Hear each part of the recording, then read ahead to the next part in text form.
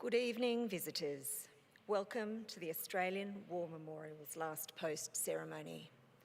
My name is Jenny Halpin, and joining us today from the Royal Australian Air Force is Flight Lieutenant Joseph Podger. This evening, we warmly welcome representatives of 9 Troop 12 Construction Squadron Royal Australian Engineers who served during the Vietnam War. We welcome the veterans who have served, those that are still serving, and the families that love and support them. The live stream of this ceremony is made possible by the Returned and Services League of Australia and the RSL and Services Clubs Association. We welcome members who are watching the broadcast of this ceremony across Australia. During this evening's ceremony, wreaths will be laid at the base of the pool of reflection by visitors to the memorial. If you are able, please stand and join in singing the national anthem.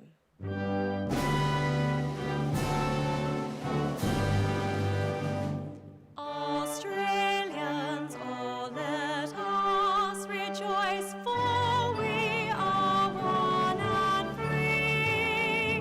With golden soil and wealth for toil, our home is got by sea. Our land abounds in nature's gifts of beauty, rich and rare. In history's page, let every stage advance Australia fair.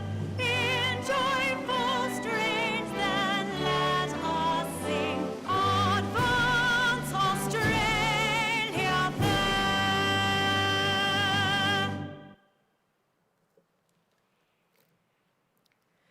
The Australian War Memorial was the vision of Charles Bean, Australia's First World War official historian. Bean landed with the Australian troops on Gallipoli and stayed with them at the front through to the end of the war. The idea of this national memorial and museum came to him at Pozières, France, in the depths of the bloody fighting of 1916. Bean's idea was that this would be a place where families and friends could mourn loved ones buried in faraway places. It would also be a place that could help all Australians understand what these men and women had endured and what they had done for us. Bean's vision, to which we remain true, is best expressed as inscribed in the entrance to the memorial's galleries. Here is their spirit, in the heart of the land they loved, and here we guard the record which they themselves made. Tonight, we will read the story behind just one of those on the Roll of Honour, which lists the names of more than 103,000 men and women who have given their lives for us in war and on operations for more than a century. But first, we present a lament, Flowers of the Forest. Wreaths or floral tributes will now be laid at the base of the pool of reflection.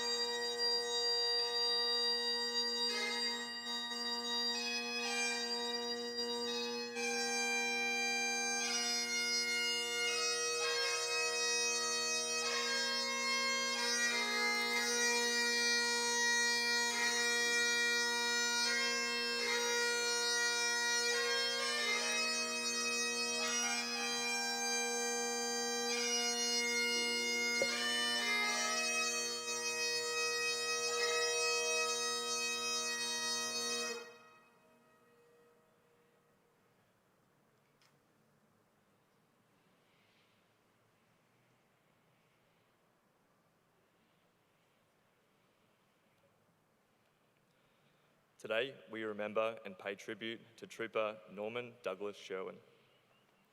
Norman Sherwin was born on the 1st of November 1894 in Cargo, New South Wales, one of 7 children born to Arthur and Catherine Sherwin. Norman and his siblings attended St. Joseph's Convent School in Cargo. Sherwin enlisted in the Australian Imperial Force on the 14th of September 1914, one of the first men to enlist from Cargo. He was assigned to the 6th Light Horse Regiment with the rank of trooper. After initial training, Sherwin left Sydney in HMAT Swavic on the 21st of September 1914, bound for Egypt. The Light Horse remained in Egypt in the early months of 1915. The terrain of the peninsula meant that the Light Horse were considered unsuitable for the campaign. However, by May, members of the Light Horse were deployed without their horses to reinforce the infantry. Before leaving camp in Egypt, Sherwin wrote home telling his parents, "Do not be anxious about me, as I can look after myself all right." The 6th Light Horse Regiment landed in Gallipoli in late May 1915 and became responsible for a sector on the far right of the Anzac Line. A month later, Sherwin received a gunshot wound to his left hand. Reporting the incident to his family, he recalled, "It was a pack of cigarettes that saved me.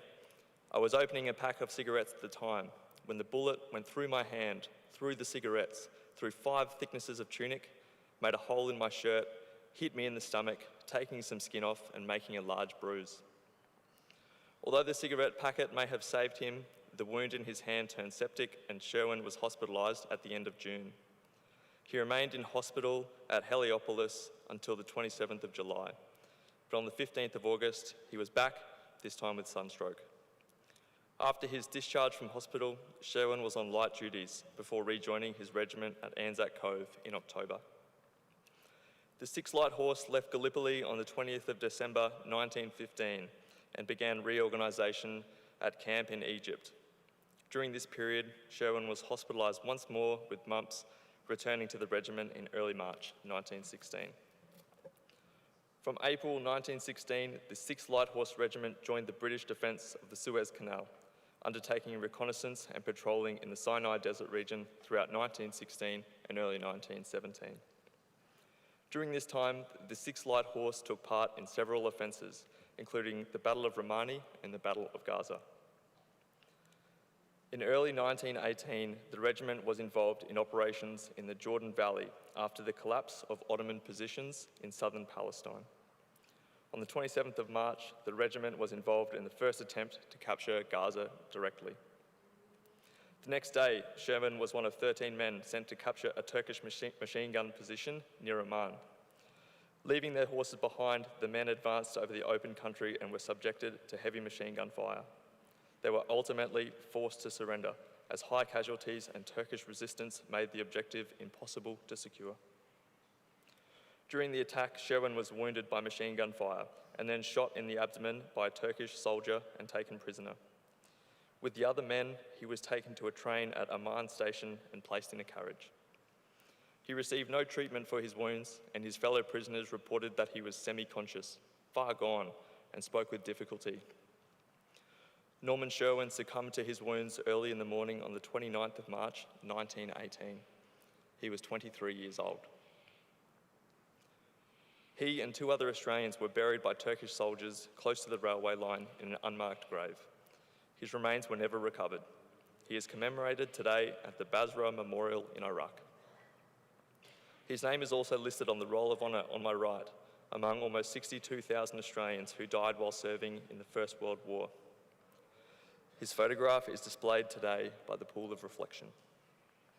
This is but one of the many stories of service and sacrifice told here at the Australian War Memorial. We now remember Trooper Norman Douglas Sherwin, who gave his life for us, for our freedoms, and in the hope of a better world.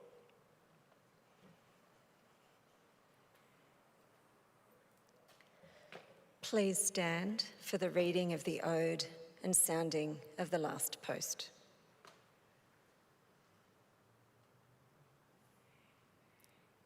They shall grow not old, as we that are left grow old. Age shall not weary them, nor the years condemn. At the going down of the sun and in the morning, we will remember them. We will remember them.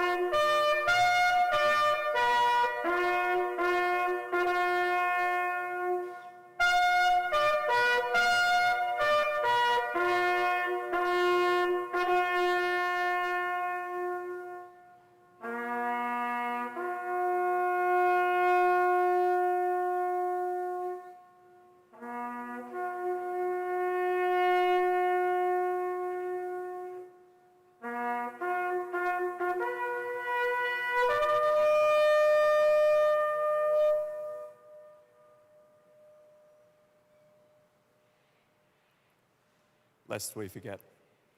Lest we forget. We leave you this evening with the words of the memorial's founder, Charles Bean. Many a man lying out there at Pozières or in the low scrub at Gallipoli, with his poor, tired senses barely working through the fever of his brain, has thought in his last moments, well, it's over. But in Australia, they will be proud of this. Ladies and gentlemen, that concludes the last post ceremony. On behalf of our director, staff, and volunteers, thank you for visiting the Australian War Memorial today and for your continued support during the memorial's development project. We wish you all a very pleasant evening. Thank you.